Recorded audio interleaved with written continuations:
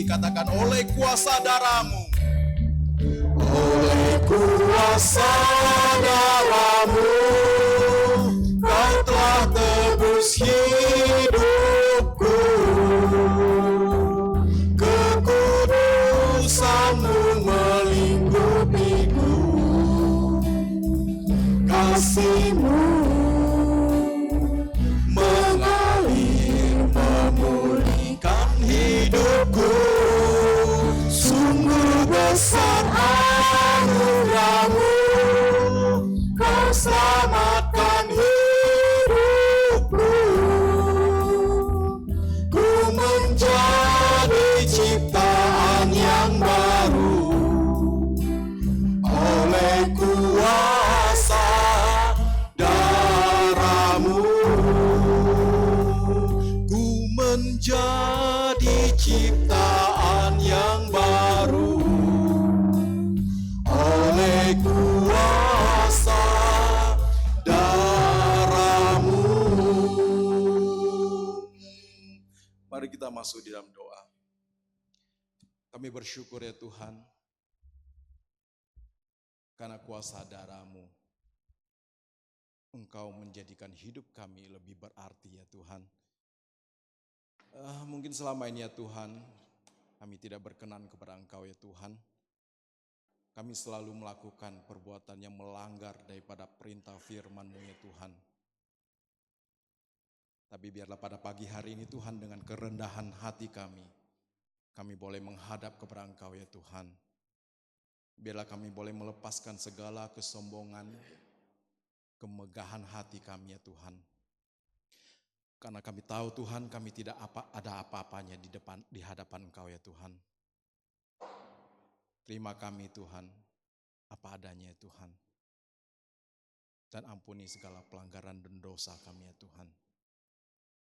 Kami selalu berpegang pada firman-Mu, bahwa kalau kami mengakui dosa kami ya Tuhan, maka Engkau akan mengampuni kami Tuhan. Semua jemaat-Mu ya Tuhan, di tempat ini pada saat ini berdoa kepada Engkau, dan berharap Engkau mendengarkan doa kami, menerima doa pengakuan dosa kami ya Tuhan. Berikan pengampunan-Mu Tuhan untuk dosa-dosa kami ya Tuhan. Dan ajar kami untuk selalu taat kepada firman-Mu ya Tuhan. Supaya kami boleh semakin hari semakin disempurnakan di hadapan Engkau ya Tuhan. Inilah doa kami ya Tuhan. Di dalam nama Yesus Kristus kami berdoa. Amin. Terima kasih untuk pengampunan dosa yang Tuhan berikan kepada kita. Mari kita mengucap syukur untuk anugerah besar dalam kehidupan kita. Darah-Mu Yesus merupakan apresiasi dari hati kita kepada pengampunan yang Tuhan berikan kepada kita.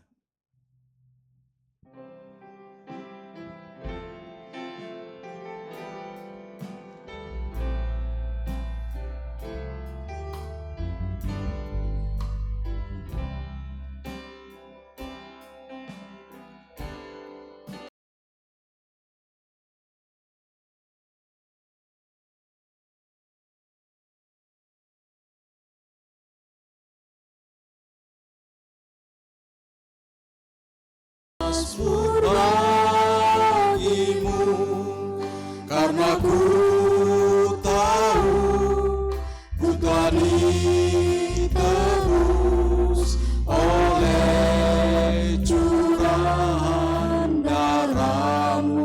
Ku menari bagimu. Ku menari bagimu. Ku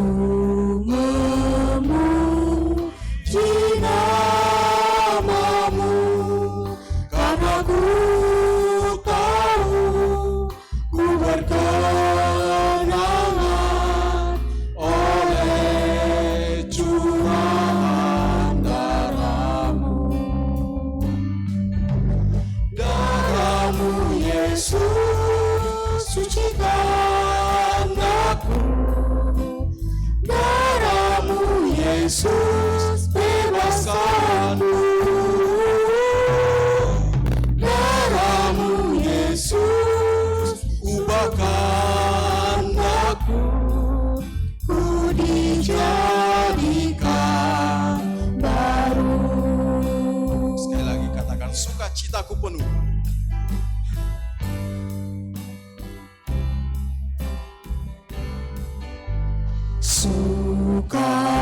Sukacitaku penuh, ku bermazmur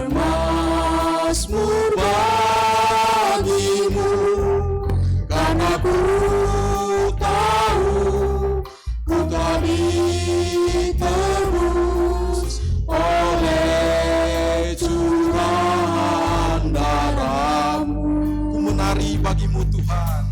Ku menari bagimu, ku memuji nama-Mu, karena ku tahu ku telah dikenakan oleh curahan darah-Mu. Darah-Mu Yesus sucikan aku, darah-Mu Yesus bebaskanku, darah-Mu Yesus sucikan aku, ku dijadikan baru.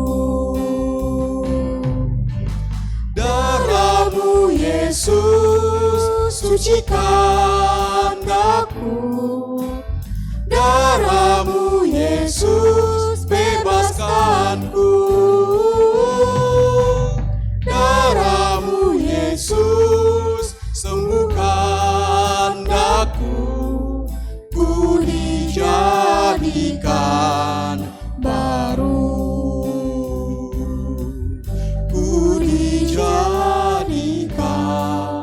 baru.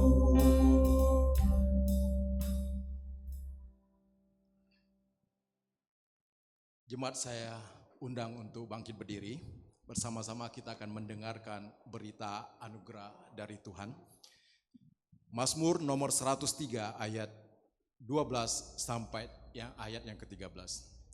Sejauh timur dari barat, demikian dijauhkannya daripada kita pelanggaran kita. Seperti Bapa sayang kepada anak-anaknya, demikian Tuhan sayang kepada orang-orang yang takut akan Dia.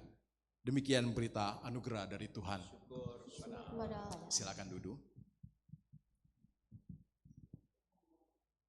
Dilanjutkan dengan pembacaan bertanggapan dari surat Efesus pasal keempat. Dimulai dari ayat yang ke-29 sampai ayat yang 32. Kita baca secara bertanggapan. Saya bagi dua bagian untuk Bapak-bapak boleh bersama-sama dengan saya membacakan ayat yang genap. Dimulai dari ayat yang ke-29.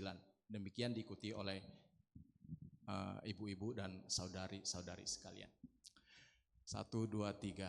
Janganlah ada perkataan kotor keluar dari mulutmu, tetapi pakailah perkataan yang baik untuk membangun di mana perlu, supaya mereka yang mendengarnya beroleh kasih karunia. Dan janganlah kamu melupakan yang telah menolongkan kamu menjelang hari. Segala kepahitan, kegeraman, kemarahan, pertikaian, dan fitnah hendaklah dibuang dari antara kamu. Demikian pula dengan segala kejahatan. Tetapi hendaklah kamu ramah seorang terhadap yang lain, penuh kasih mesra dan saling mengampuni, sebagai anak di dalam Kristus telah mengampuni kamu. Demikian pembacaan bertanggapan pada pagi hari ini.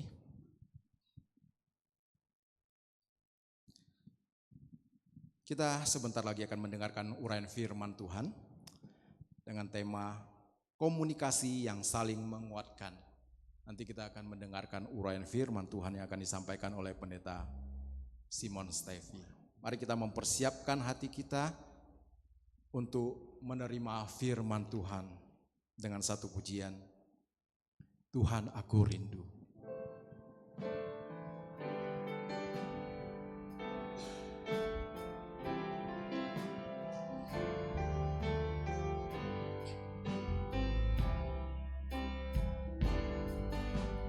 Tuhan, aku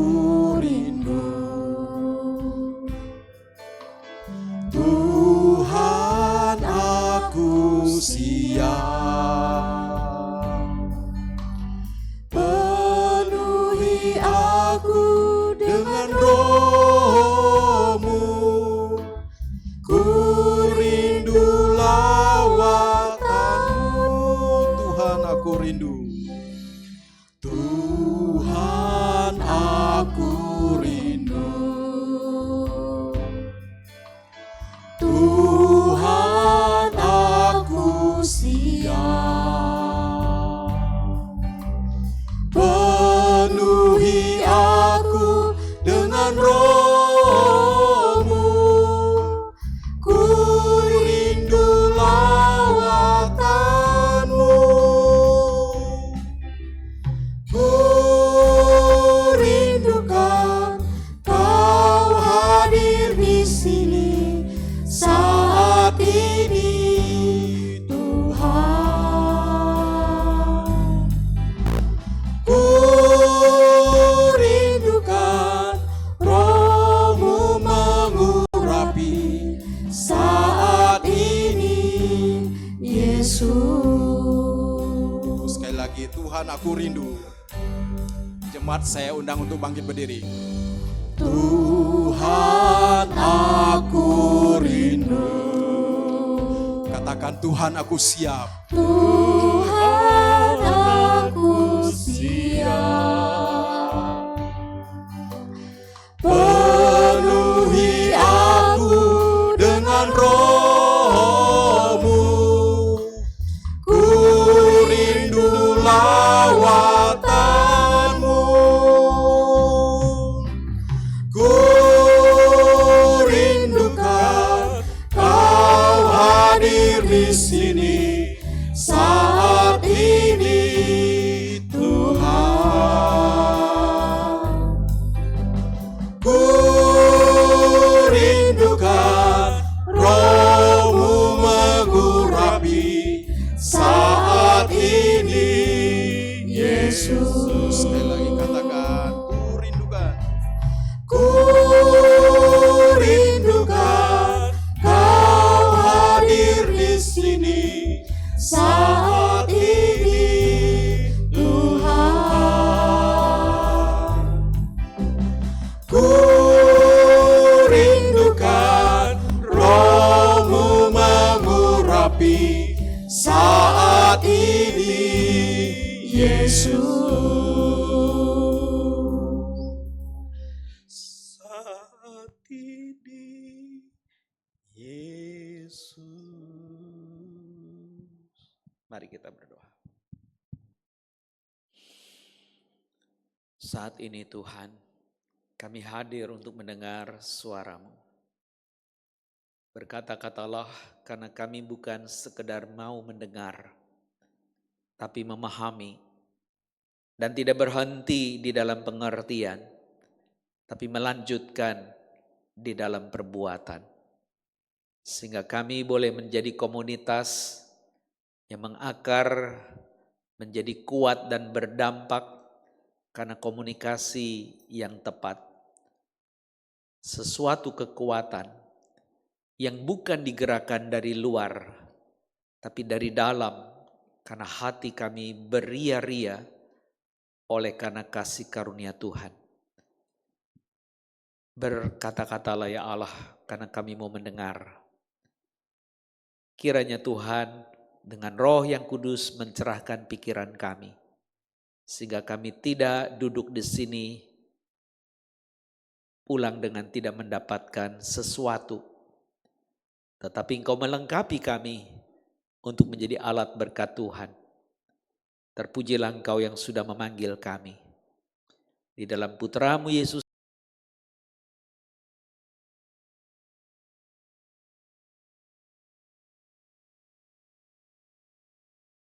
menjadi dasar ibadah kita, yaitu Ibrani 10 ayat yang ke-24 dan yang ke-25. Saya akan bacakan mulai ayat 23. Marilah kita berpegang teguh pada pengakuan tentang pengharapan kita, sebab Ia yang menjanjikannya setia. Marilah kita saling memperhatikan supaya kita saling mendorong dalam kasih dan dalam perbuatan baik. Janganlah kita menjauhkan diri dari pertemuan-pertemuan ibadah kita seperti yang dibiasakan oleh beberapa orang. Tetapi marilah kita saling menasehati, terlebih lagi sementara kamu melihat hari Tuhan yang mendekat. Sampai sedemikian jauh pembacaan sabda Tuhan. Yang berbahagia adalah mereka yang mendengar dan yang memelihara dalam hidupnya. Haleluya. Haleluya, haleluya,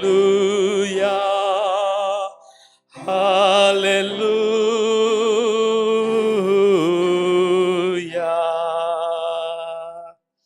Shalom Ibu Bapak dan Saudara sekalian. Mungkin juga yang di rumah mengikuti Zoom atau live streaming. Selamat beribadah. Salam hormat dari Majelis Jemaat Gereja Kristen Indonesia Agape. Yang suka atau tidak mereka harus mengizinkan karena saya sudah emeritus 2 bulan lalu. Tetapi paling tidak biarlah sukacita Tuhan ada buat jemaat di sini. Apa yang diberikan kepada saya? Temanya sebenarnya adalah komunitas yang saling menguatkan. Tapi yang tertulis di sini adalah komunikasi yang berdampak. Bingung ya? Halo? Enggak boleh bingung. Karena komunikasi itu sendiri mengakar kepada akar kata yang sama, common, umum. Dan komunitas itu juga punya akar yang sama dari bahasa Latin komunitas, common, yang artinya umum. Ya, jadi mau tidak mau engkau dan saya juga akan punya hal itu sebelumnya dulu. Jadi Dean Ornish ini seorang pendidik Amerika pernah bilang, itu bukan he, mestinya the, jadi kurang t ya. Jadi dia bilang the need for connection and community, kata dia, is primal. As fundamental as the need for air, water, and food. Jadi kalau di Indonesia kan kira-kira dia mau bilang begini.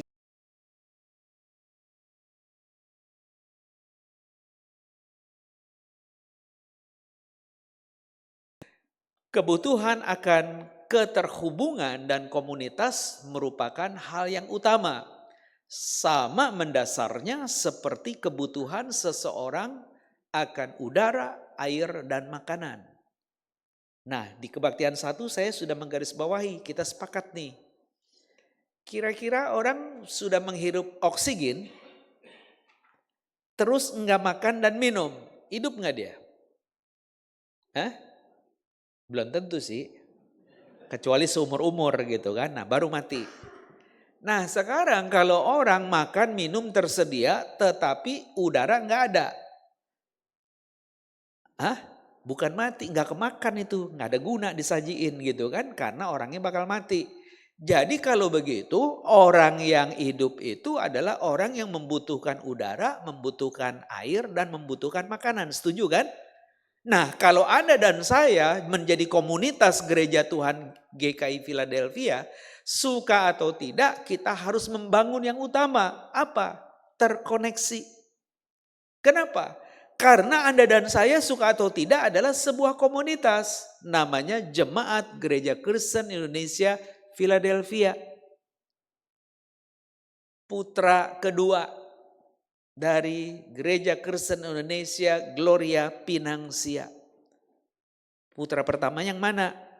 Gereja Kristen Indonesia Citra Raya. Nggak ada yang tahu kan?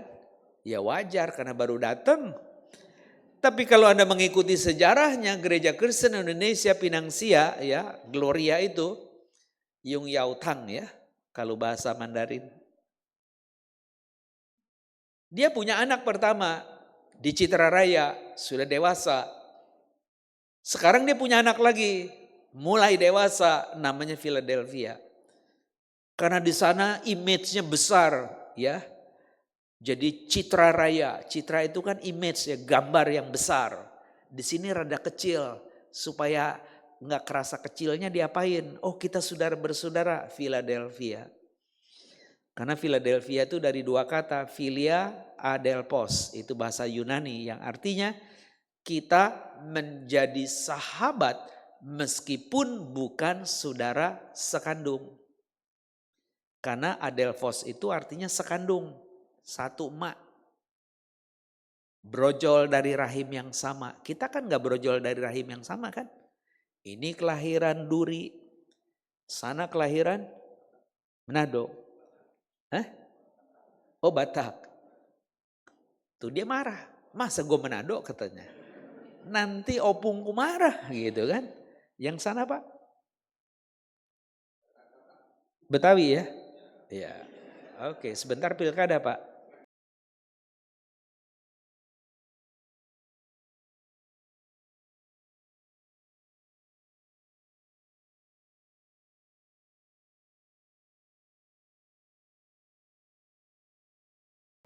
Terus ada lagi Pak Budi. Kelahiran Bandung tapi semua di Jakarta gitu kan. Numpang lahir ya.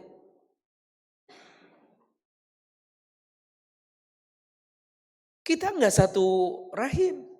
Tapi kita punya tujuan di sini. Mau apa? Kita kepengen orang yang di luar itu datang kemari jadi sahabat Kristus. Pertanyaannya, apakah engkau dan saya sudah menjadi sahabat Kristus? Kenalkah Yesus itu adalah sahabat kita? Maka mau tidak mau seorang pendeta Amerika bernama Yehuda Berg itu bilang begini, komunitas sejati yang ada hubungan dengan komunikasi ya, yang menghubungkan satu dengan yang lain, bukan hanya tentang kedekatan geografis yang Manado, ya, yang Duri, yang Betawi, disatuin di tempat ini, di Taman Palem. Itu kedekatan geografis. Dengan seseorang atau bagian dari jaringan sosial yang sama, kata Berg itu. Tetapi komunitas sejati itu dia bilang adalah soal rasa yang terhubung sekaligus bertanggung jawab atas apa yang sedang terjadi. Ini bukan soal gedung gereja Philadelphia, tetapi yang duduk di sini merasa bagian karena jemaat, apakah dia anggota atau simpatisan, kita adalah komunitas utama bahwa setiap bagian-bagiannya itu harus memainkan peran penting. Jadi kalau saya bahasakan di dalam bahasanya Berg itu kepada tubuh kita begini. Jadi komunitas sejati itu bukan soal yang jauh dideketin. Ya. Emang jauh ya jauh, kalau saya jauhin kan jadi gitu ya. Tadi kan sejauh timur dari barat. Timur yang mana? Halo? Ini. Terus barat? Sono. Ya. Betul kan? Timur ini gitu ya. Barat gini kan? Bingung. Ya kan kalau saya muter kan sama tangannya. Ya kan? Halo? Nah sekarang saya nanyanya gini. Ujung timurnya mana? Ujung baratnya mana? Kan timur barat tuh horizontal kan? Nih kalau udah ketemu, gitu kan? Sekarang nanyanya, ujung timur sama ujung barat ada di mana? Hah? Di mana? Makin lama jawab, makin lama khotbah saya. Kalau mau buru-buru pulang, cepet jawabnya. Yang mana ujung timur barat? Hah? Nah, kok bisa? Ketemu. Terus udah selesai.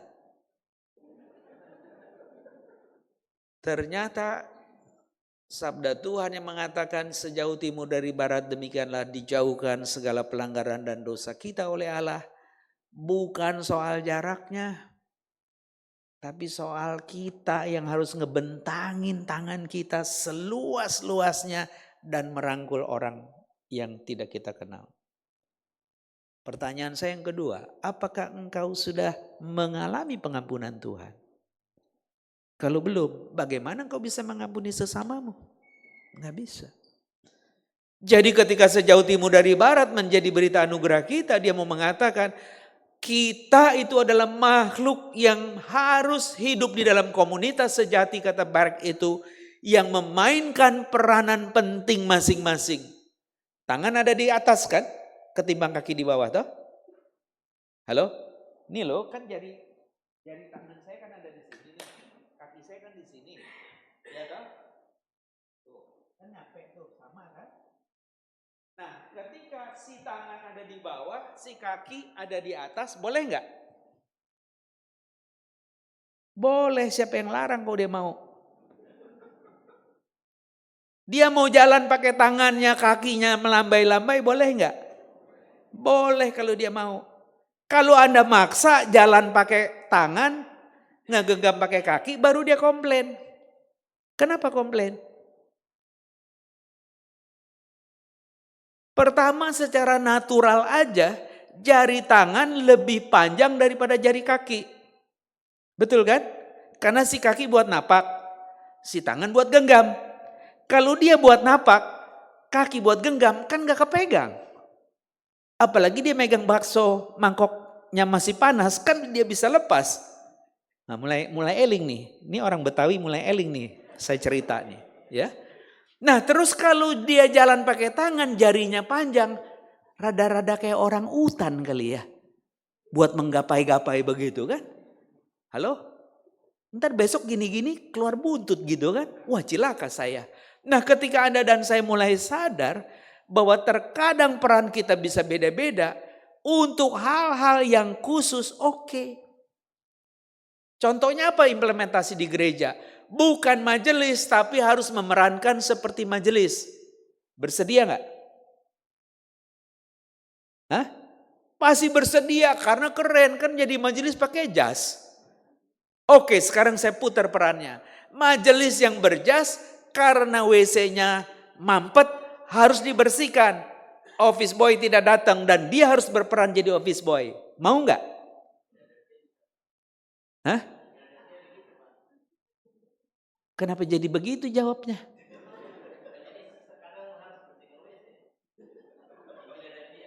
Iya, tapi kalau kalimatnya yang lebih membangun gimana? Sekarang ada majelis yang sedang berjas, dilaporkan oleh jemaat yang sedang buang air kecil, mampet. Bagaimana Bapak ini? Apakah Bapak bersedia membersihkannya?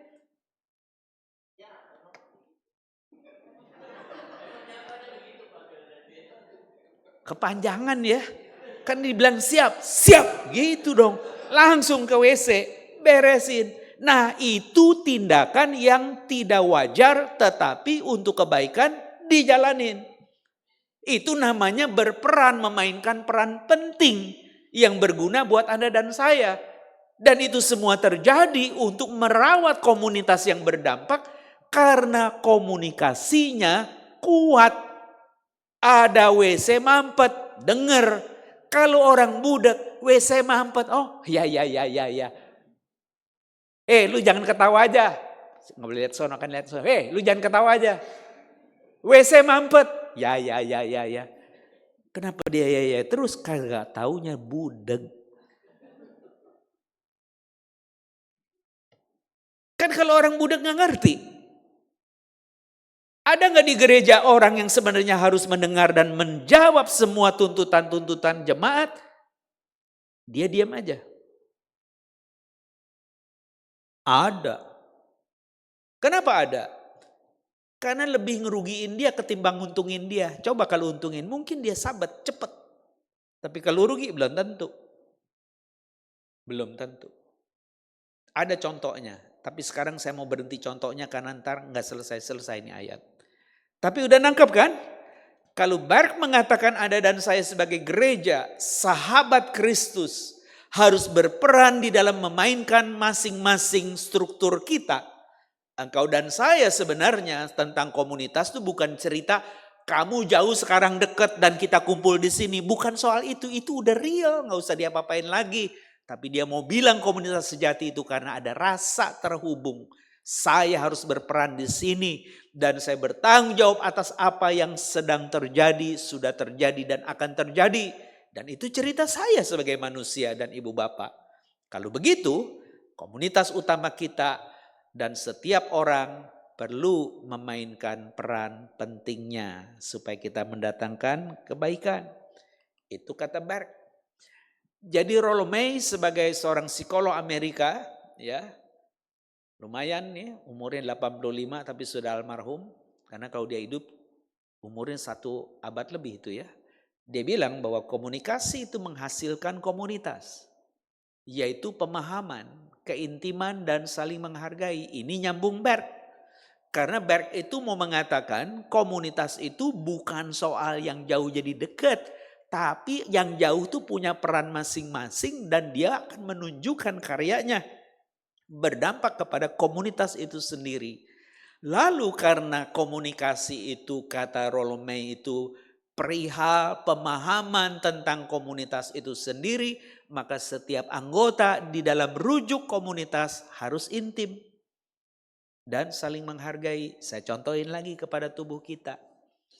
Menurut ibu bapak, kalau ibu bapak lagi ngaca nih, ya, ngaca nih, kira-kira anggota tubuh mana yang ibu bapak paling senang?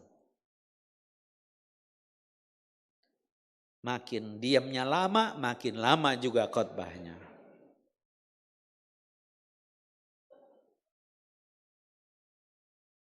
Dia lihat-lihat, saya juga lihat-lihat. Orang ditanya, ya jawablah.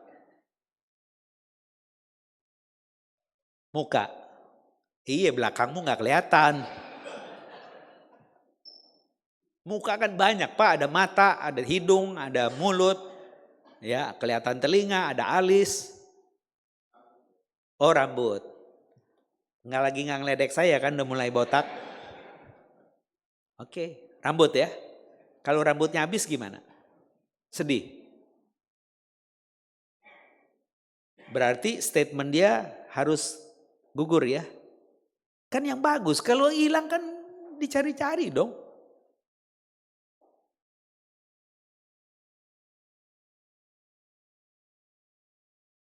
Kan Bapak bilang yang bagus yang rambut nih dari semua. Terus saya bilang kalau rambutnya hilang gimana? Gak apa-apa. Bapak bilang berarti dia gak utama. Iya dirapiin juga ntar dia berantakan lagi. Nah saya udah mulai ngeh nih. Dia makin lama makin sewot ntar sama saya. Ya, ntar gue ditimpuk lagi sama sepatunya. Yang dia mau bilang sebenarnya nggak ada yang favorit. Semuanya bermanfaat. Gitu kan ya Pak? Punya mata buat ngeliat, bukan belaga bego gitu kan. Punya telinga buat denger, jangan belaga budak gitu kan. Punya mulut bukan cuma buat makan, tapi ngajarin, ngasih tahu orang dan seterusnya.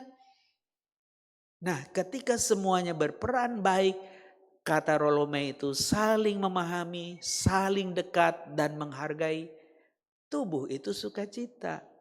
Saya contohin yang kedua nih. Kalau kita kesandung, ya, jempol kukunya copot. Ya. Yang mudaan deh. Responmu apa?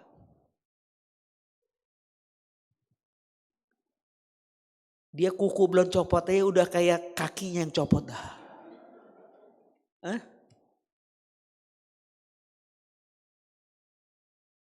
Yuk gitu aja jadi salah karena saya gak ngerti. Yuk ngomong aja, yuk ngomong apapun belum tentu salah. Salah juga jadi benar.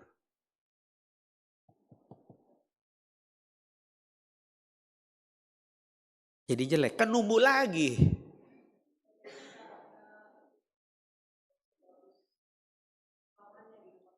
Emang udah ngalamin? Nah kalau gitu saya cabut dulu baru boleh jawab. Belum ngalamin, udah argumen sabrak begitu. Nggak boleh. Secepatnya.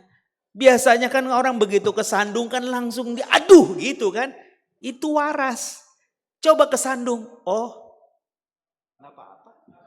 Padahal copot kukunya, darahnya udah ngalir. Itu tanda sarafnya nggak nyambung. Besok hilang paha dibilang, oh copot ya nggak apa-apa. Kan lama-lama mati itu orang. Komunitas yang kayak begitu kan bahaya karena tidak terkoneksi. Rolome nolong kita. Kalau engkau tahu bahwa komunikasi itu menghasilkan komunitas yang harus kita rawat, maka masing-masingnya harus mengerti. Dan kita harus intim, dekat karena nyambung. Atau saya contohin Anda, izin jewer kupingmu, saya mau lihat aja. Yuk responnya apa, boleh nggak? Supaya semuanya tahu. Dia cuma bilang sakit. Nah itu berarti waras kan? Belum dicubit aja kupingnya dia udah tahu ini sakit. Nah itu berarti dia pernah ngalamin. Badung kali emaknya cubit. Jewer gitu kan? Hah? Iya makanya yuk belum saya cubit. Jewer aja bilang sakit gitu kan? Itu namanya waras. Komunitas waras itu bermula dari komunikasi yang intim. Yang saling mengerti dan menghargai. Dan terakhir Max Carver sebagai aktor Amerika yang mungkin populer. Dia bilang semua yang tadi saya ceritain itu dimulai dari simpul yang namanya empati. Apa sih empati? Titik awal untuk menciptakan komunitas dan berani mengambil sikap tindakan yang mengubah. Kenapa? Karena empati adalah dorongan untuk menciptakan perubahan. Contoh yang lain, mungkin yang lebih enak lah. Kalau dari tadi kesandung lah, dijewer lah, itu semuanya kagak enak. Turun, belok kanan, ada tempat di situ jual makanan. Oke? Kita lapar. Terus ngapain? Hah?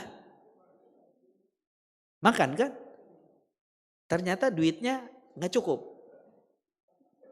Ngutang katanya tuh. Kok Acoy bilang ngutang. Kalau Anda yang lain gimana?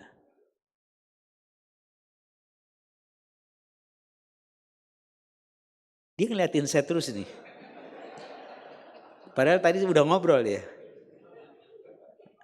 Hah? Apain? Hah? Beli. Karena lapar toh? Bayar. Kembaliin, lunas. Makan toh? Makan enak. Masih lapar. Ngapain lagi? Beli lagi lah. Iya toh? Jadi ketika Anda merasa lapar, itu yang dia analogikan dengan empati. Ada sesuatu yang harus saya penuhi di dalam ini. Dari situlah dia katakan menciptakan komunitas yang pada gilirannya mengambil tindakan. Karena dia udah paham dalam komunikasi. Nah empatinya itu sendiri akhirnya mendorong dia untuk menciptakan perubahan. Dari lapar jadi kenyang karena makan. Penjelasan ini udah oke? Nah ilustrasi ini berhenti di sini. Sekarang kita masuk dalam firman. Ayat 23, 24 dan 25 semuanya bersifat perintah imperatif. Karena dia mengatakan marilah ya. Kita berpegang teguh katanya kepada pengakuan tentang pengharapan kita. Sebab dia yang menjanjikannya setia. Yang berikutnya marilah lagi saling memperhatikan. Jadi mengundang terus. Supaya kita memerhatikan. Kenapa?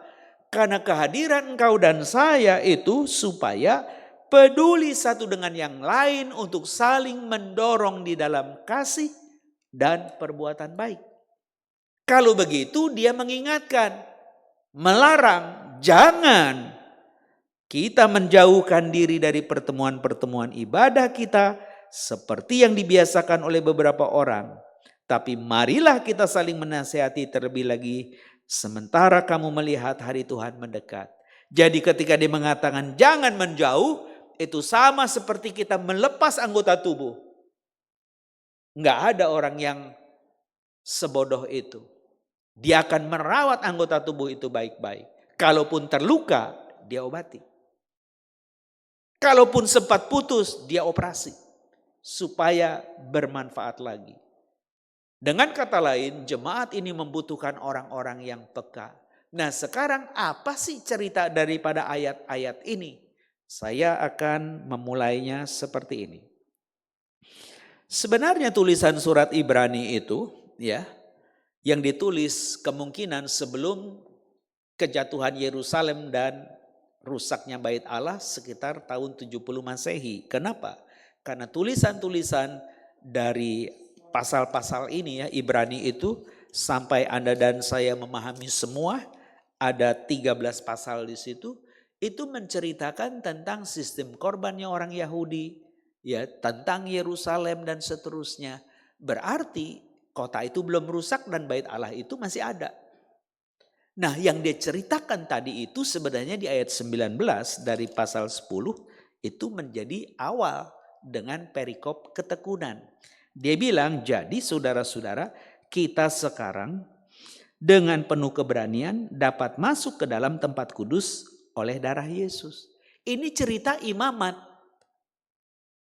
dari orang Yahudi yang dipimpin Harun sebagai imam besar. Dia setiap tahun membawa darah lembu untuk mendamaikan umat dengan Allah. Kalau begitu, Anda dan saya yang harus memegang teguh katanya pengajaran itu, kita harus saling mengingatkan kalau kita menjadi jauh dari gereja. Kalau ditanya, kenapa enggak ke gereja? Orangnya sombong-sombong. Oh, kalau gitu jangan Philadelphia dong, ganti nama. Kan Philadelphia itu kasih persahabatan. Kenapa kamu gak ke gereja? Gak punya duit. Kenapa gak punya duit? Gak ada kerja. Kenapa gak ada kerja? Gak ada yang ngasih kerja. Misalnya. Kan itu urutan dampak. Tapi kalau kita gak dapat kerja lagi seperti dulu kita bekerja sama orang. Bisa menghasilkan uang gak? Halo? Bisa menghasilkan uang gak? Pak? Bagaimana? Hah? Iya, sekarang gak ada yang ngasih kerjaan. Gak ada juragan yang undang kita masukin aplikasi juga kagak dijawab. Gak ada.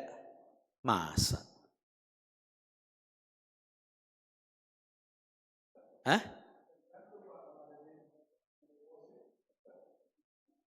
Gak ada deposito. Gak ada.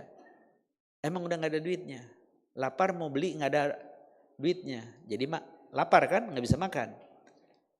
Bisa dapetin gak? Bisa? Gimana caranya?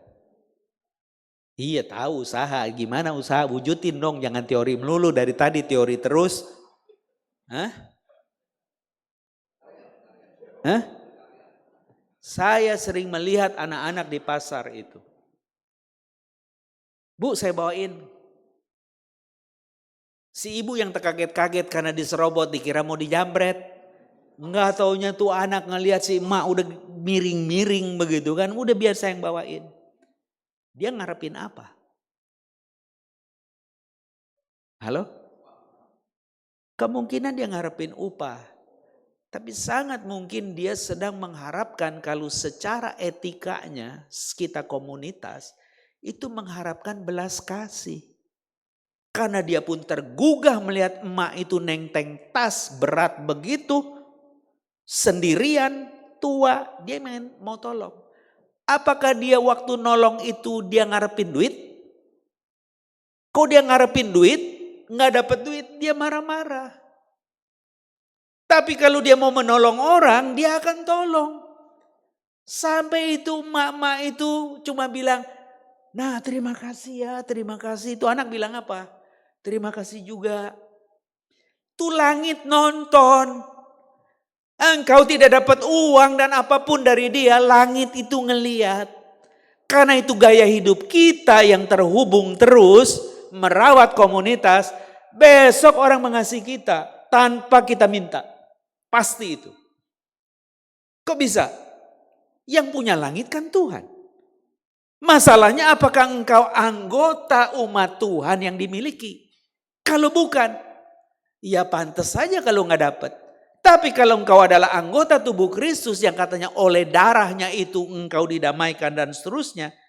Engkau dan saya akan dapat itu. Itu yang saya alami. Saya berharap itu juga jadi pengalaman ibu bapak. Berlanjut ketika dia mengatakan dia yang berjanji itu Allah yang setia. Maka janganlah kita menjauh katanya dari pertemuan ibadah kita. Seperti katanya dibiasakan oleh beberapa orang. Berarti ada banyak orang yang tidak mau datang ke gereja ketika ditanya kenapa. Bikin alasan. Tidak memberitahu akan kebutuhannya. Kalau dia beritahu kebutuhannya, dia akan terbantu. Tapi kalau nanti ngomongnya itu lagi, berarti ini orang mungkin mengharapkan belas kasih tanpa memberikan belas kasih kepada orang lain. Karena kalau saling membagi belas kasih, orang akan semangat. Akan semangat. Tadi istrimu tanya saya, Boksu, ntar sambil menanti ibadah 1-2 mau makan apa? Nasi campur, dibunyiin tuh. Kan mau makan apa dia gak berhenti gitu. Nasi campur, mie goreng, segala macam. Saya bilang telur aja. Dia bingung, hah makan telur? Ntar ditanya kenapa dia bingung gitu kan makan telur. Iya telur saya bilang. Baru dia tanya telur apa? Rebus aja kan gampang. Terus dia masih ngeliatin gitu ya. Wah mungkin dia lagi pikir saya lagi bercanda. Emang apa lagi sih? Ya kalau ada makanan lain, ya udah kalau bakso ada oke. Ternyata telurnya belum direbus. Baksonya udah nongol. Baksonya udah datang. Mau dimakan? Boleh. Begitu bakso kelar, telurnya baru datang litik. Terus saya dipaksa suruh makan dulu. Enggak lah, udah mau khotbah, makan telur, ntar gak keluar khotbahnya. Karena keganjel telur gitu, ngomong gak bisa. Tahan dulu, tetapi yang saya mau katakan adalah betapa orang itu peduli. Saya gak perlu bawa bakso dari rumah. Saya gak perlu bawa telur rebus dari rumah. Tapi mungkin orang berpikir bahwa mungkin saya akan lelah dan lapar. Mau makan apa? Itu namanya terhubung. Itu komunikasi yang kuat. Kalau Anda dan saya punya seperti itu, hidup itu penuh sukacita. Yakinlah. Kita lanjut. Ketika di dalam bagian itu kenapa dia mengatakan? Karena penulis Ibrani yang tadi saya katakan dia bukan hanya menjelaskan tentang hukum-hukum itu. Yang di dalam ayat yang ke-19 tadi saya sudah jelaskan. 20 dia bilang. Karena dia telah membuka jalan yang baru dan yang hidup bagi kita melalui tabir. Yaitu dirinya sendiri. Pasti Anda bingung. Tapi di dalam upacara orang Yahudi perjanjian lama di era Musa. Orang Israel itu hanya boleh beribadah sampai ruangan kudus, ibu bapak. Karena di dalam kemah tabernakelnya Musa itu ada halaman masuk ya. Ke halaman di sana ada 2 model alat bait Allah itu. Apa? Peti korban bakaran, ya, mezbah bakaran. Jadi tempat di mana hewan-hewan untuk mengaku dosa itu dibunuh, dibakar sebagai tanda nanti imam itu mengampuni atas nama Tuhan. Sesudah itu mereka bukan lagi orang dunia tapi umat Tuhan, mereka dibasuh. Sesudah dibasuh mereka masuk ke ruangan kudus. Di sana ada 3 alat lagi. Yang pertama meja roti pertunjukan yang menggambarkan Tuhan memberi makan umatnya. Terus di sana ada menorah. Menorah itu kandil, ya, tempat lilin terbuat dari emas, 1 talenta. Jadi emas itu ditempa 1 talenta itu 34 kilo. Ya, jangan berpikir gue mau masuk ke bait Allah lumayan godong-dong 34 kilo. Siapa kuat gotong 34 kilo, ketangkep iya. Hidup enggak, mati iya gitu kan. Nah, tetapi yang mau dikatakan kalau engkau dan saya menjadi terang Kristus, engkau bercahaya, berharga.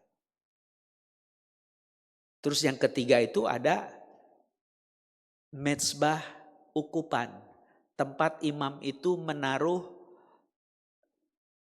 serbuk aroma supaya ruangan itu harum. Seperti aromaterapi, gitu kan? Pernah gak Anda ketika datang ke satu tempat teman, mereka langsung merasa sepertinya datang kita bau. Padahal bajunya rapih.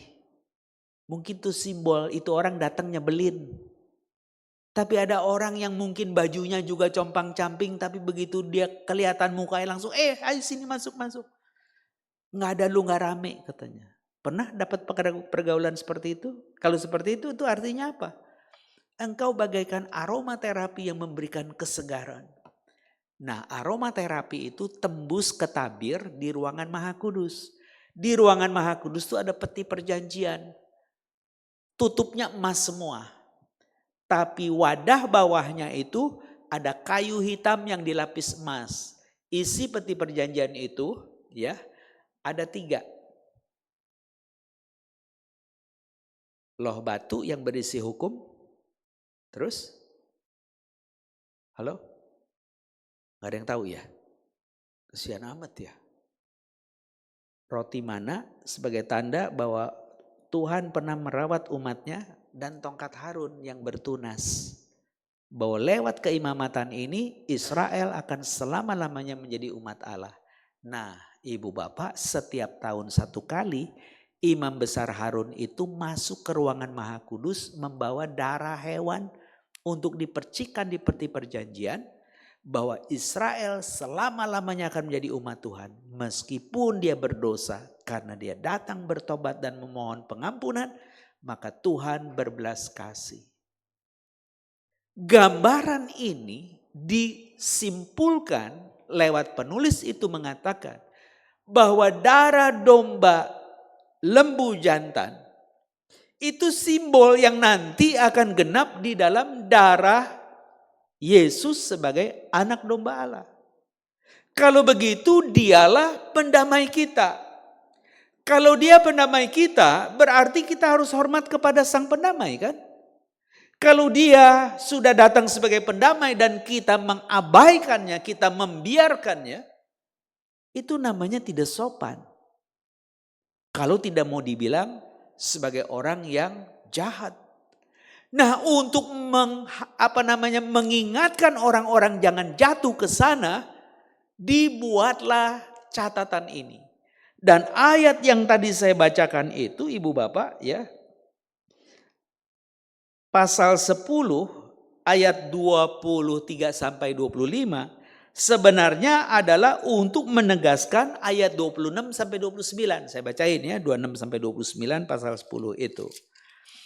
Sebab jika kita sengaja berbuat dosa sesudah memperoleh pengetahuan tentang kebenaran, maka tidak ada lagi kurban untuk menghapuskan dosa itu. Sebaliknya yang ada ialah penantian akan penghakiman yang mengerikan dan kobaran api yang dahsyat yang akan menghanguskan para pembangkang. Jika ada orang yang menolak hukum Musa, ia dihukum mati tanpa belas kasihan atas keterangan 2 atau 3 orang saksi. Bayangkan betapa lebih beratnya hukuman yang harus dijatuhkan atas orang-orang yang menginjak-injak anak Allah dan menganggap najis darah perjanjian yang menguduskan dan menghina roh anugerah. Darah yang mana? Darah yang di ayat 19. Bahwa sekarang dengan penuh keberanian dapat masuk ke dalam tempat kudus yang oleh darah Yesus. Karena dia masuk 1 kali di era dia dengan kematian di kayu salib. Jelang mati dia mengatakan, kuserahkan nyawaku. Gempa lalu tabir bait Allah itu pecah dari atas ke bawah. Artinya jalan ke ruangan Maha Kudus itu tidak ada lagi penutup. Boleh kita masuk ke sana. Karena dia gerbang keselamatan kita. Dan penulis Ibrani itu cuma mau ngomong bagian itu ibu bapak. Tapi tahukah Anda? Yang tadi saya bacakan di dalam 10, 26 sampai 29. Itu adalah ungkapan yang keempat. Ungkapan yang pertama di mana? Di pasal 2 ayat 1 sampai 4.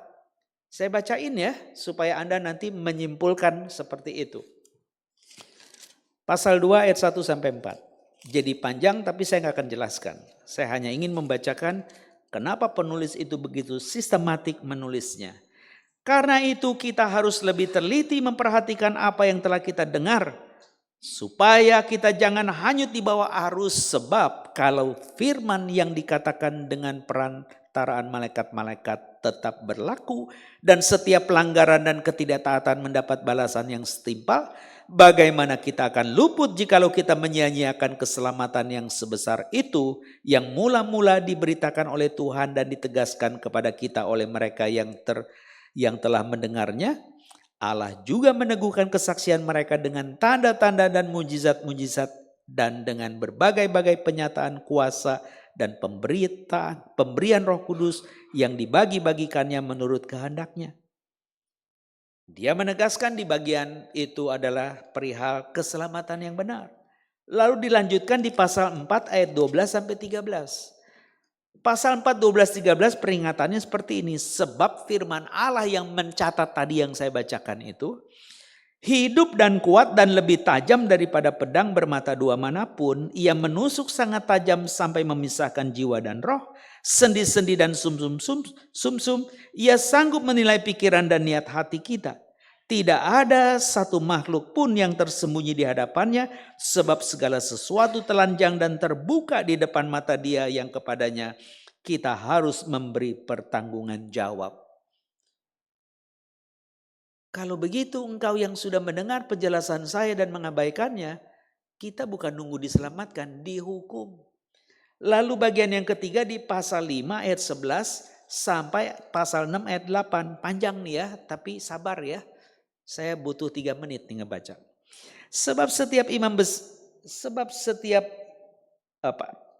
Pasal 5 ayat 11 Tentang hal itu banyak yang harus kami katakan, tetapi yang sukar untuk dijelaskan karena kamu telah lamban dalam hal mendengarkan. Sebab sekalipun kamu ditinjau dari sudut waktu sudah seharusnya menjadi pengajar, kamu masih perlu lagi diajarkan asas-asas pokok dan perkataan Allah, dan kamu masih memerlukan susu bukan makanan keras. Sebab setiap orang yang terus minum susu, ia tidak memahami ajaran tentang kebenaran, sebab ia adalah anak kecil. Tapi makanan keras adalah untuk orang-orang dewasa yang memiliki indera yang terlatih untuk membedakan yang baik dan yang jahat. Sebab itu marilah kita tinggalkan asas-asas pertama ajaran tentang Kristus dan beralih kepada perkembangannya yang penuh. Janganlah kita meletakkan lagi dasar pertobatan dari perbuatan-perbuatan yang sia-sia, dasar kepercayaan kepada Allah, ajaran tentang berbagai pembaptisan, penumpangan tangan, kebangkitan orang-orang mati dan hukuman kekal. Itulah yang akan kita perbuat jika Allah mengizinkannya, sebab mereka yang pernah diterangi hatinya, yang pernah mengecap karunia surgawi dan pernah mendapat bagian dalam Roh Kudus, dan yang mengecap firman yang baik dari Allah dan kuasa-kuasa dunia yang akan datang, namun murtad lagi dikatakan tidak mungkin dibaharui sekali lagi supaya bertobat, sebab mereka menyalibkan lagi anak Allah bagi diri mereka dan menghinanya di depan umum. Sebab tanah yang menghisap air hujan yang sering turun ke atasnya dan menghasilkan tumbuh-tumbuhan yang berguna bagi mereka yang mengerjakannya menerima berkat dari Allah. Tetapi jikalau menghasilkan semak duri dan rumput duri, tanah itu tidak berguna dan sudah dekat pada kutuk yang berakhir dengan pembakaran. Jadi kalau hidupmu dan saya ternyata bukan lagi orang yang mampu memisahkan antara yang dunia dan yang rohani, engkau bagaikan tumbuhan yang bukan menghasilkan buah rohani, tetapi semak duri yang merusak kehidupan rohani. Kita nunggu dibakar. Dan yang terakhir ada di pasal 5, pasal 12 maksud saya ayat 25 sampai 29. Ya, ini bagian terakhir dari penjelasan yang menjadi konsekuensi bacaan pasal 10, 23 sampai 29. Pasal 12 ayat 25 sampai 29. Jagalah supaya kamu jangan menolak Dia yang berfirman. Sebab jikalau mereka yang menolak Dia yang memperingatkan mereka di bumi ini tidak luput, apalagi kita jika kita berpaling dari Dia yang berbicara dari sorga. Waktu itu suaranya mengguncang bumi, tapi sekarang Ia memberikan janji, satu kali lagi aku akan mengguncangkan bukan hanya bumi, melainkan langit juga.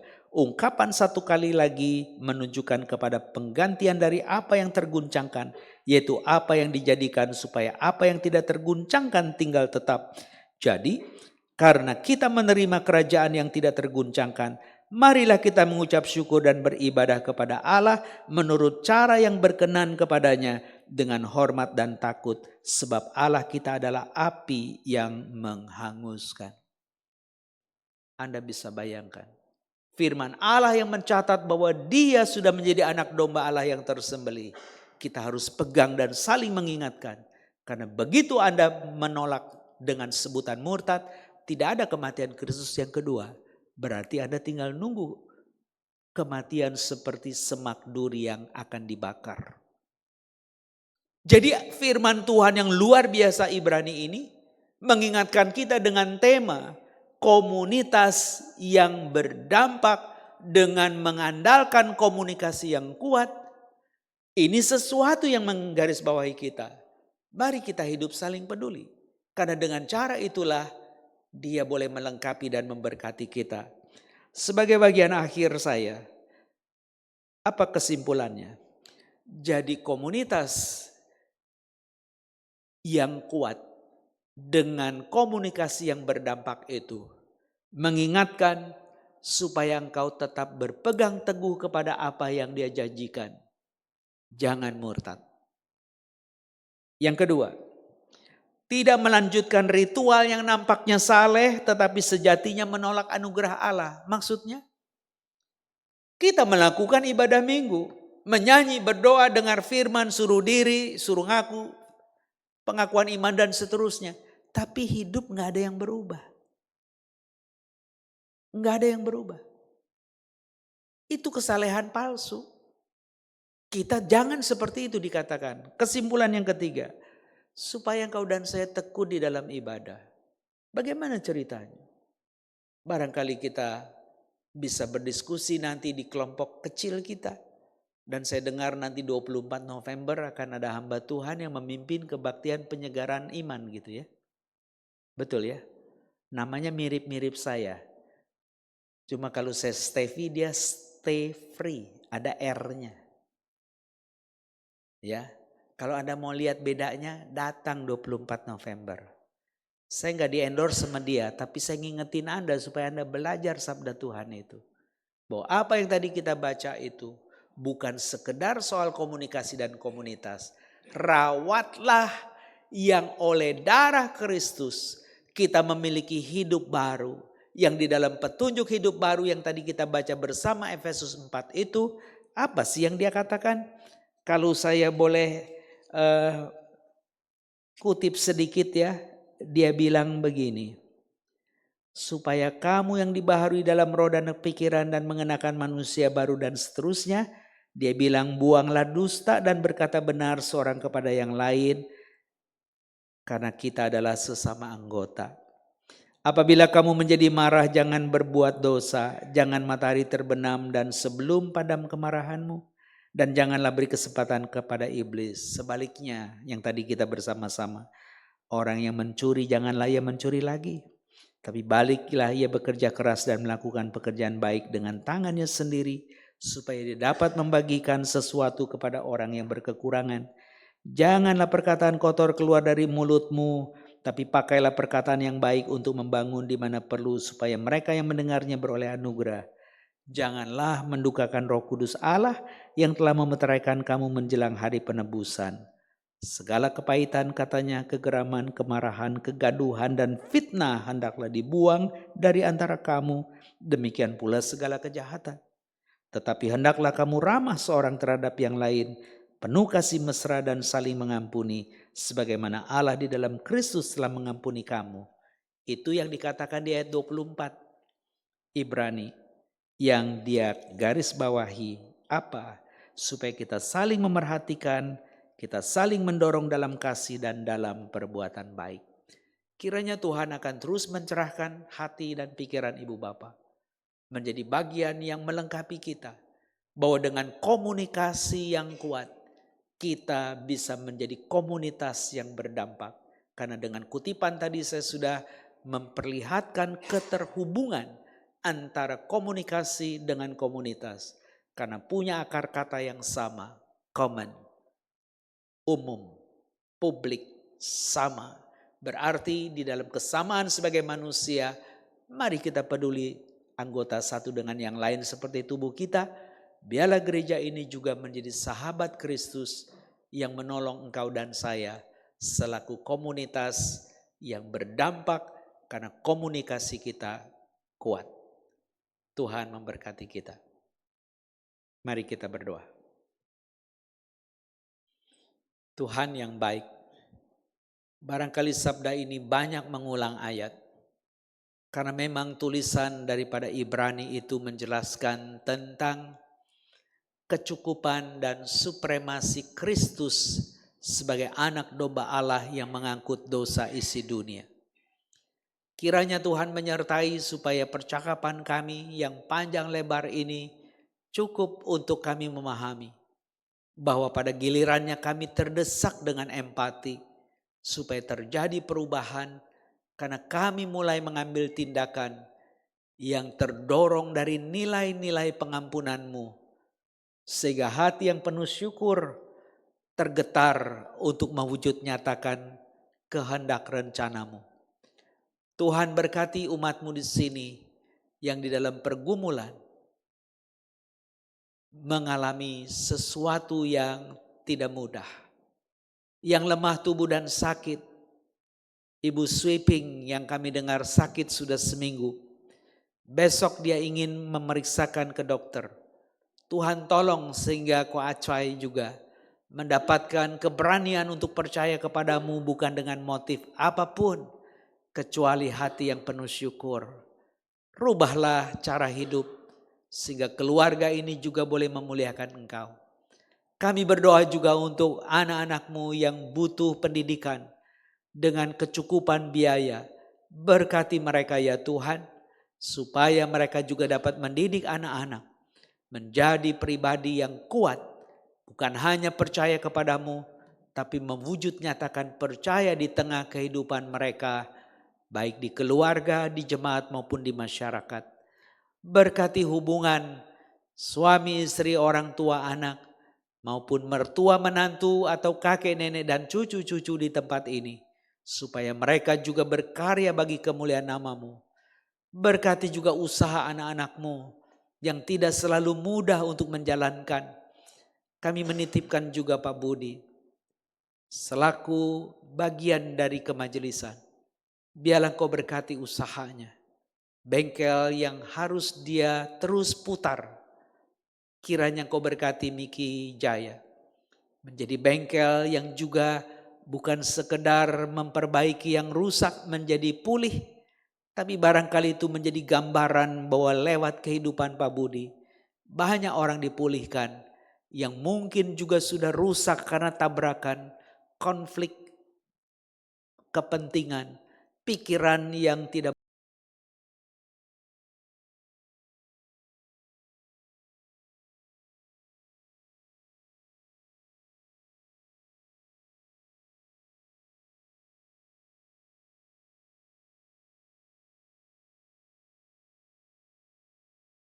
yang ada adalah keindahan, yang ada adalah kebersihan, yang ada adalah sesuatu yang enak dilihat. Biarlah itu juga menjadi ingatan untuk Pak Budi.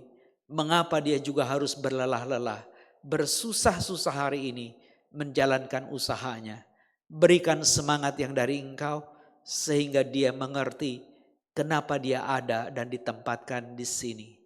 Kiranya nama-Mu ditinggikan dan dipermuliakan.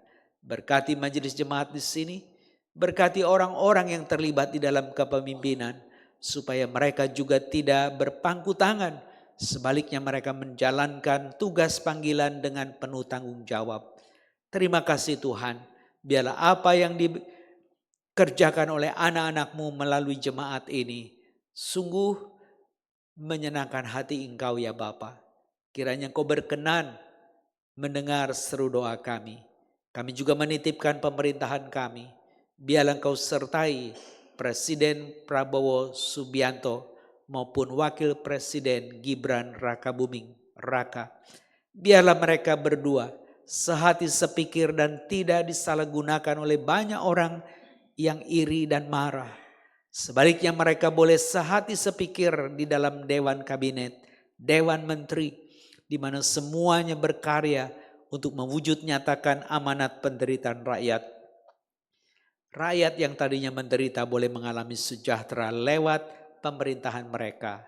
Kiranya Tuhan berkati. Juga pilkada yang beberapa hari lagi di depan. Biarlah Tuhan tolong supaya semuanya berjalan sesuai kehendak-Mu. Dan DKI boleh memiliki pemimpin, gubernur yang dipilih dan yang akan bekerja untuk rakyat. Tuhan tolong kami. Biarlah keamanan juga terjaga, sehingga usaha anak-anak-Mu juga boleh terus berlangsung. Kami memohon syafaat yang jauh dari sempurna ini, hai dalam satu nama Tuhan kami Yesus Kristus. Amin.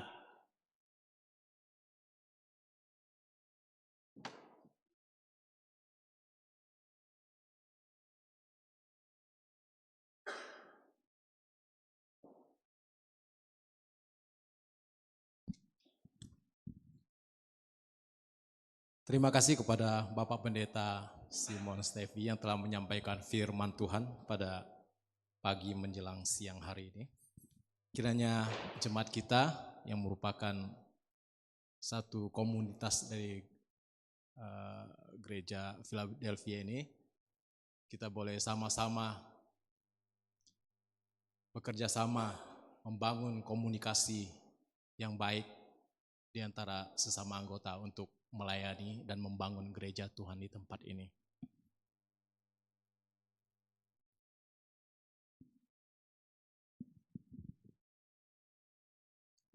Jemaat saya undang untuk bangkit berdiri. Kita bersama-sama akan mengikrarkan pengakuan iman rasuli. Pengakuan iman rasuli. Aku percaya kepada Allah, Bapa yang Maha Kuasa, Kali langit dan bumi, dan kepada Yesus Kristus, Anak yang tunggal Tuhan kita, yang dikandung daripada Roh Kudus, lahir dari anak darah Maria, yang menderita sengsara di bawah pemerintahan Pontius Pilatus, disalibkan, mati dan dikuburkan, turun ke dalam kerajaan maut. Pada hari yang ketiga, bangkit pula dari antara orang mati, naik ke surga, duduk di sebelah kanan Allah, Bapa yang Maha Kuasa, dan dari sana ia akan datang untuk menghakimi orang yang hidup dan yang mati. Aku percaya kepada Roh Kudus, gereja yang kudus dan am, persekutuan orang kudus, pengampunan dosa, kebangkitan orang mati, dan hidup yang kekal. Amin. Silakan duduk. Saya akan menyampaikan ada beberapa warta, mungkin bisa ditampilkan. Hari ini berhubung Pendeta Ji ada pelayanan di Bandung, jadi untuk kelas katekisasi yang sedang berlangsung dinyatakan libur untuk minggu ini.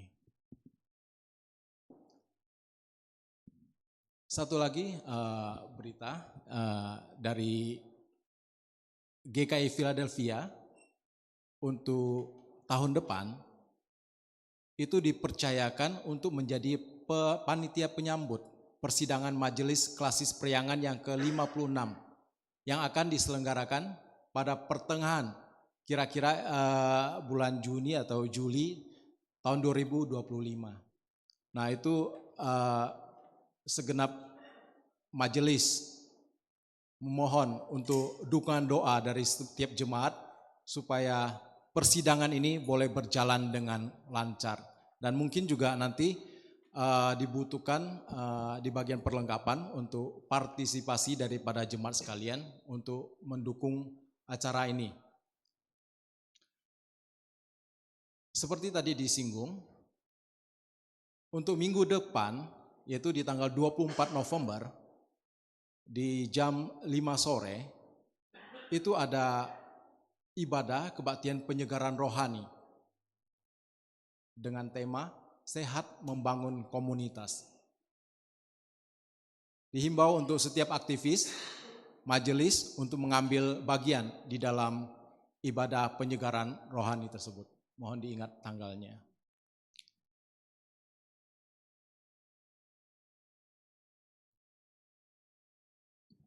Ini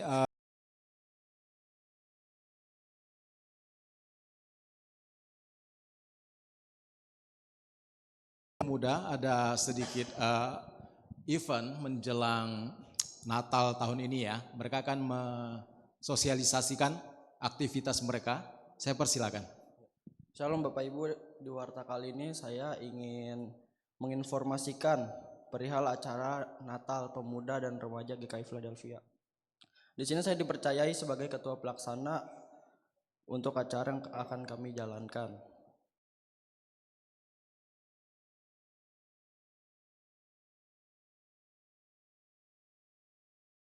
Hari Sabtu. Untuk gambaran acara mungkin saat ini seperti beribadah, bermain game, dan bersosialisasi.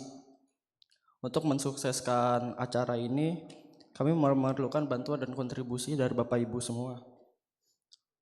Untuk informasi lebih lanjut bisa dipersilakan Koyos. Oke, shalom Bapak Ibu semua. Shalom, ya.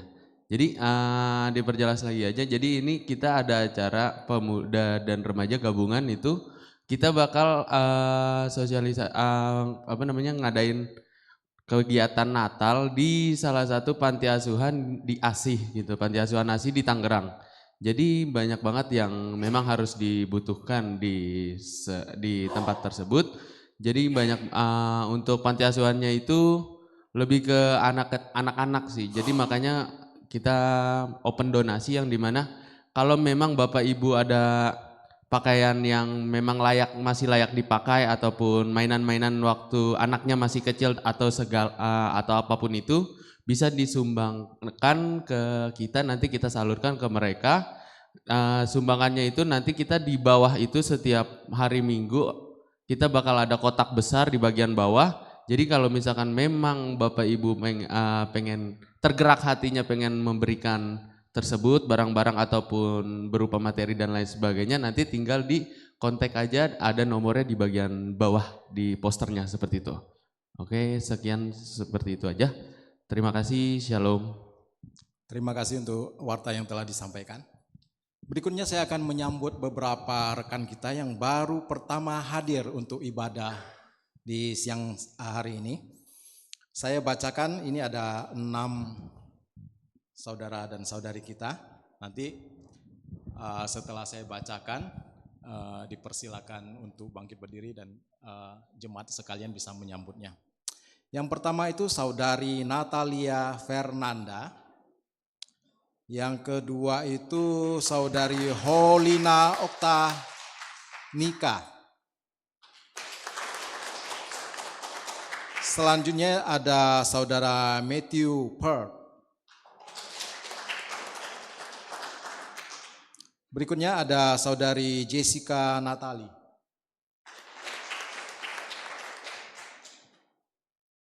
Berikutnya ada saudara Michael Manalu.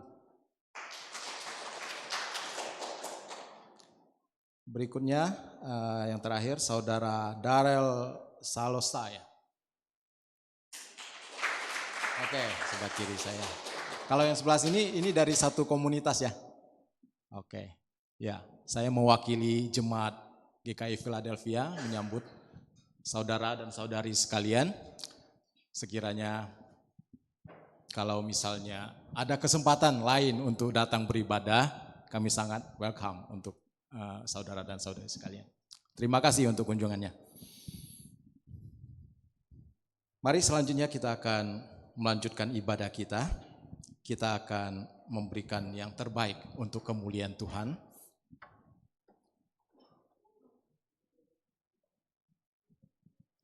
Firman Tuhan dari Mazmur nomor 54 ayat 8 berbunyi demikian. Dengan rela hati aku akan mempersembahkan korban kepadamu, bersyukur sebab namamu baik Tuhan. Petugas persembahan bisa mempersiapkan diri untuk mengedarkan kantong persembahan. Mari kita mengiringi persembahan pada pagi hari ini dengan satu pujian, betapa ku bersyukur.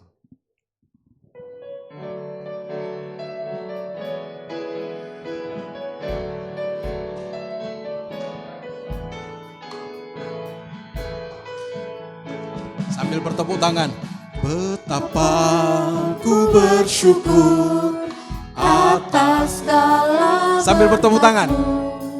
Semua yang kau berikan berguna bagiku.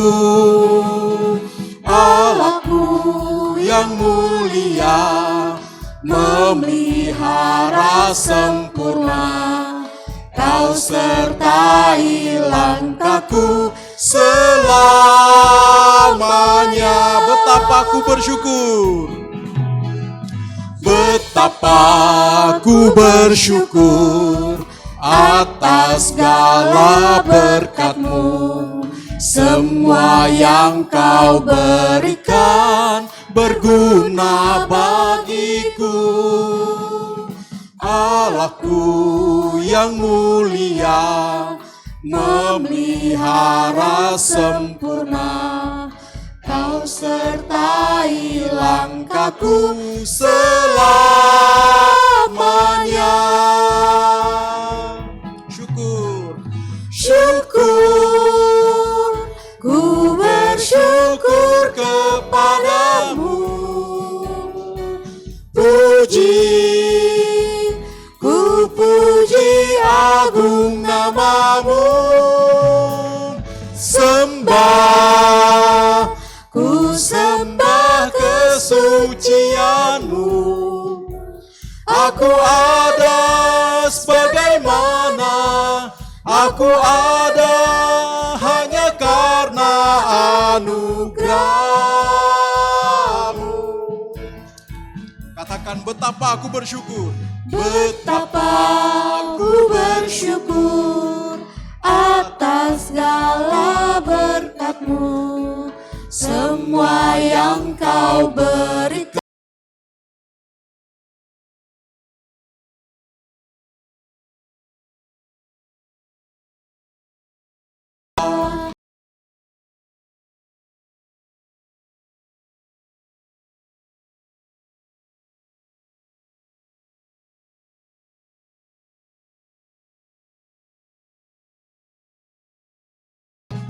Syukur.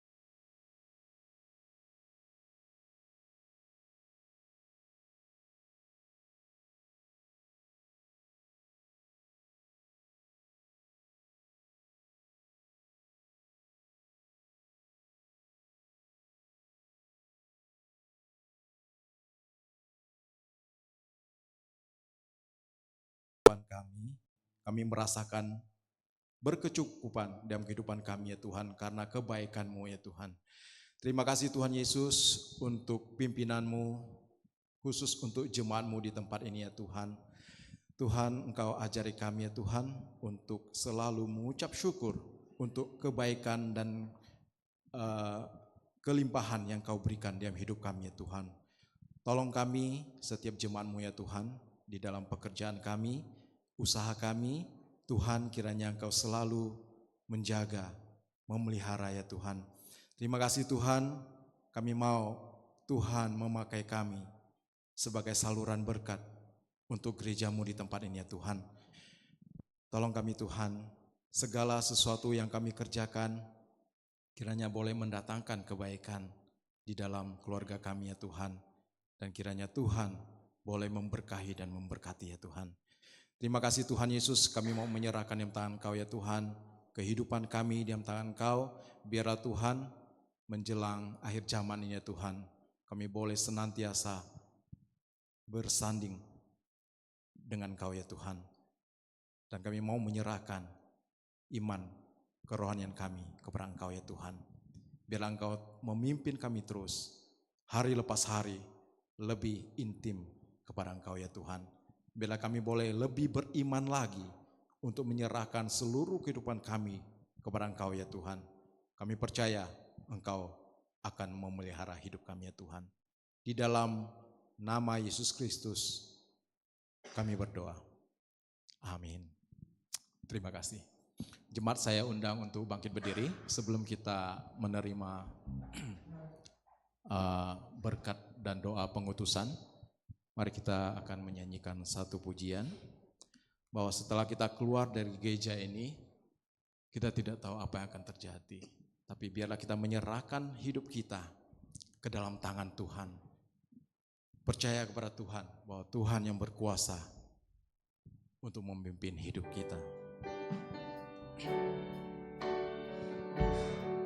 Biarlah Tuhan memimpin kita seperti sayap yang melindungi kita.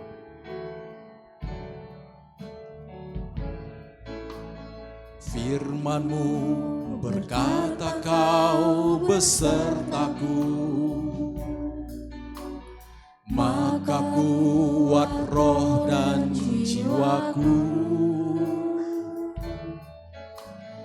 Tangan-Mu Tuhan selalu ku nantikan, di setiap langkahku percaya, dengan sayap-Mu ku akan terbang tinggi. Di tengah badai hidup ku tak menyerah. Kau kekuatan dan perlindungan bagiku, pertolonganku di tempat maha tinggi. Ku mengangkat tanganku, aku berserah. Kau ku nantikan, Kau yang ku sembah, Yesusku, Rajaku. Firman-Mu berkata Kau besertaku. Firman-Mu berkata Kau besertaku, maka kuat roh dan jiwaku. Tangan-Mu Tuhan selalu ku nantikan, di setiap langkahku percaya, dengan sayap-Mu ku akan terbang tinggi. Di tengah badai hidup ku tak menyerah. Kau kekuatan dan perlindungan bagiku, pertolonganku di tempat maha.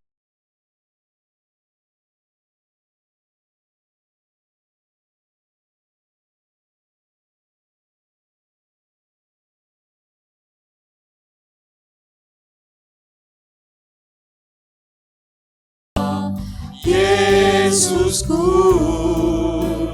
Rajaku. Bersama-sama katakan pertolonganku, pertolonganku di tempat maha tinggi. Ku mengangkat tanganku, aku berserah. Kau nantikan, Kau yang ku sembah, Yesusku,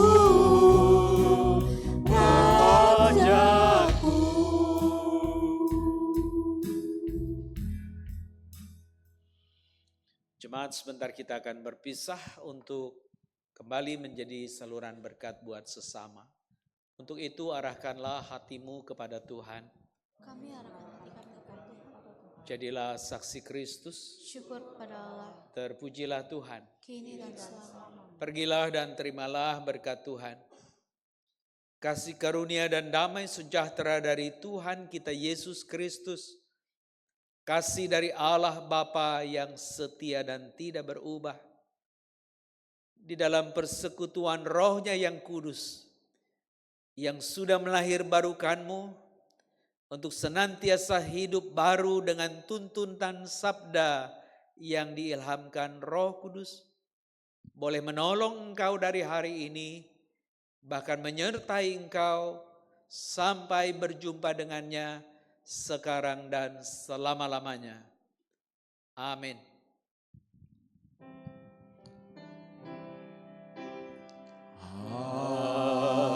Haleluya, haleluya, haleluya, haleluya, haleluya,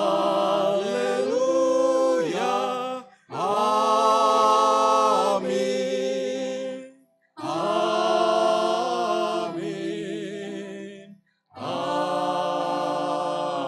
amin. Jemaat dipersilakan duduk kembali. Saat teduh, ibadah selesai. Selamat siang, Tuhan memberkati.